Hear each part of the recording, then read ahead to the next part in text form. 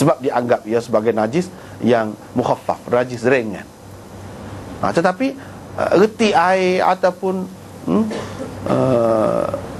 siramkan air situ, bubuh air di situ, itu pun masuk dalam cara menyucikannya, sebab najis lah juga. Dia faham gitu. Tapi Imam Syafi'i kata tidak najis. Tak apalah, ada khilaf lah ke mana. Ada yang kata najis juga. Sebab tu ya suruh renjis lah, suruh apalah, suruh juga ke mana-mana, sebab najis. Cuma najis dia tu ringan. Kalau kita ambil pendapat orang ni, orang kata najis belaka, najis belaka air kencing manusia. Kalau binatang itu ada khilaf lain pula.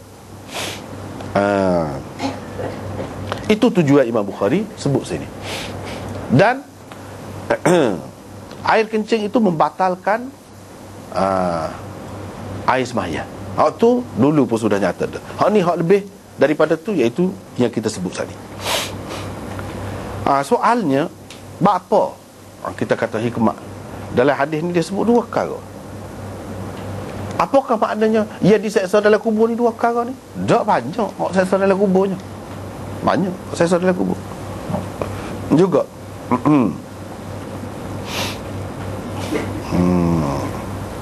Tapi disebutkan dua perkara ni kerana kebetulan dalam peristiwa ni yang berlaku kepada orang tuan kubur tu, kerana dua kes ni. Bukan bermakna terhad kepada dua kes ni saja. Dan kita dapat buat kesimpulan juga, azab kubur itu ada. Azab kubur tu ada, bukan tak ada azab kubur. Jadi silap kalau orang kata azab kubur ni tak ada, silap, bercanggah dengan sekian banyak hadis. Bercanggah dengan sekian banyak hadis. Dan hadis itu kalau nak gabungkan semuanya, yang berbeza-beza lafaz dia tu, dari segi tawatur sampai kepada peringkat tawatur maknawi, sampai ke peringkat mutawatir. Sebab itu dia jadi akidah juga. Dia jadi akidah. Dan hak tidak percaya kepada azab kubur itu termasuk dalam golongan ahli bid'ah. Tidaklah sampai ke peringkat kafir, sebab tidak jelas dalam Quran. Walaupun dalam Quran tu ada isyarat, ada. Tapi jelas sebut orang tidak jaga air kencing gini, sebuah hadis ni tak ada. Tapi kalau nak kira hadis sampai ke peringkat mutawatir. Dengan sebab itu tak boleh menafikan perkara ni. Dan ahli sunnah boleh katakan semua terima benda ni, azab kubur. Terima. Tak boleh main-main. Dan azab kubur ni banyak lagi selain daripada hak ni.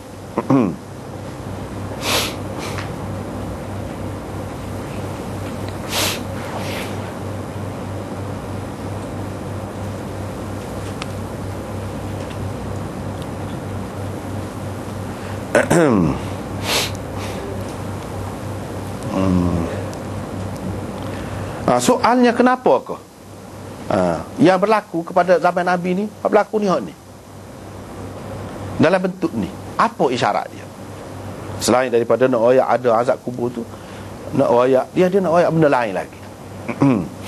Nampak benda ni kecil, tapi oleh kerana dia ni berkait dengan benda besar, besarlah juga. Besarlah juga benda. Dan kalau kita nak kira dari segi masa tu lah, alam barzakh ni nisbah kepada alam akhirat. Ia adalah alam permulaan, muqaddimah, ataupun pendahuluan kepada hak selepas tu. Dia ada kesesuaiannya, ada kesesuaian ni. Dari segi air kecil ni, apa dia? Dia ada kena mengena dengan sembahyang. Kalau kita tak jaga, ambil air sembahyang molek pun dah cemas, tak sah juga sembahyang.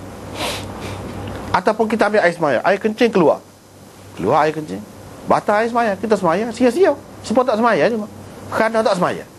Dalam hadis ada disebutkan, awwalu ma yuhasabu bihil abd as-salah. Perkara yang mula-mula sekali dikira manusia ni di akhirat besok ialah sembahyang. Dia ada dua. Kita ni ada kaitan dengan Allah, ada kaitan dengan manusia. Hak berkaitan dengan Allah, hak mula-mula sekali akan soal mana? Di padang mahsyar. Iaitu tentang sembahyang. Tentang soal ni hak mula-mula sekali soal. Di soal di padang mahsyar, kamu sembahyang lagu mana? Kamu gini, dia tanya. Lepas tu kerana tu jadi masuk neraka, kau kena lama, kau susah kau di padang mahsyar tu. Ditanya tu di padang mahsyar. Ditanya apa dia? Tentang semaya. Mana semaya itulah hak utama sebenarnya. Tapi semaya ni kan dia ada syarat-syarat dia. Nak sebelum semaya tu kena ambil air semaya ke apa, kena suci. Begitulah juga hak ni. Kena suci sebelum daripada semaya. Diseksa kerana muqaddimah, kesalahan untuk semaya ni.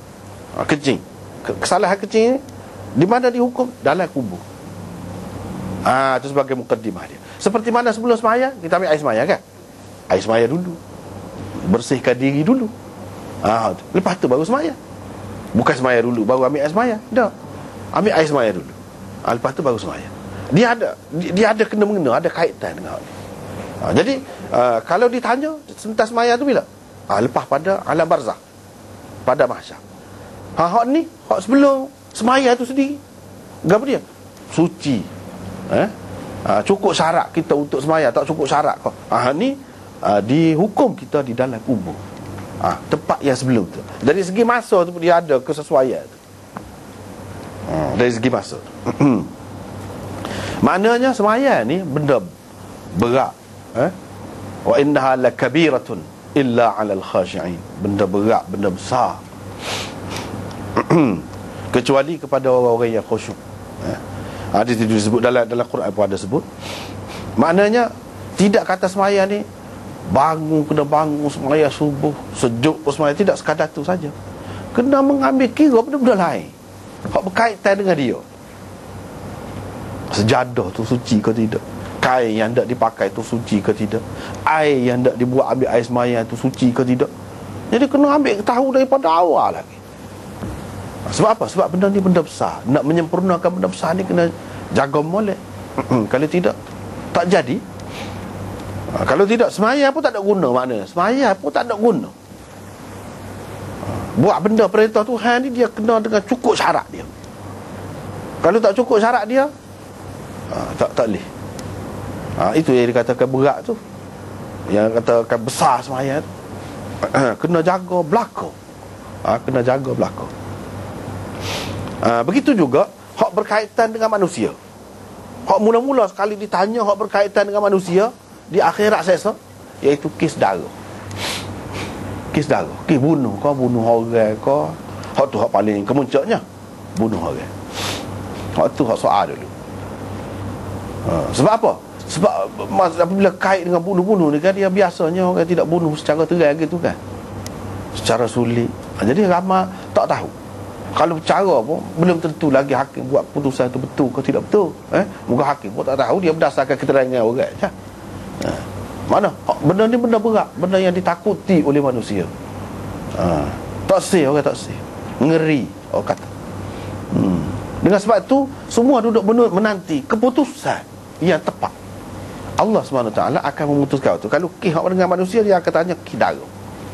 Kidara ni hak paling besarnya, kemuncaknya bunuhlah. Dengan apa cara pun. Yang keduanya hak berkait, bila dia kata berkait dengan darah, boleh jadi kita gocoh orang dah. Tidak mati, patah gigi, patah darah. Kidara juga. Kidara juga. Kidara juga. Tidak sampai mati, tapi kan berdarah. Mana tak boleh main-main darah ni, tak boleh main-main. Dia akan tanya tu. Bila, di mana ditanya? Supaya juga di padang mahsyar.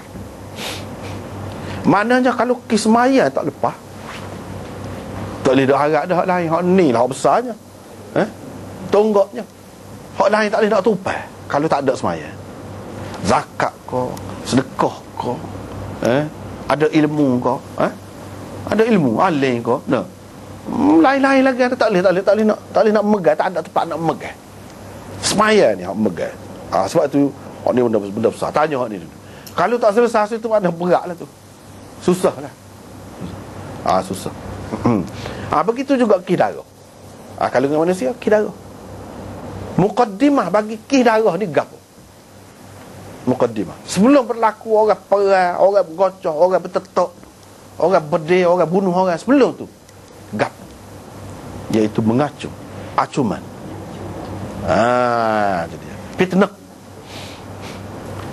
Yang kedua, orang yang kedua yang diseksa ni kerana dia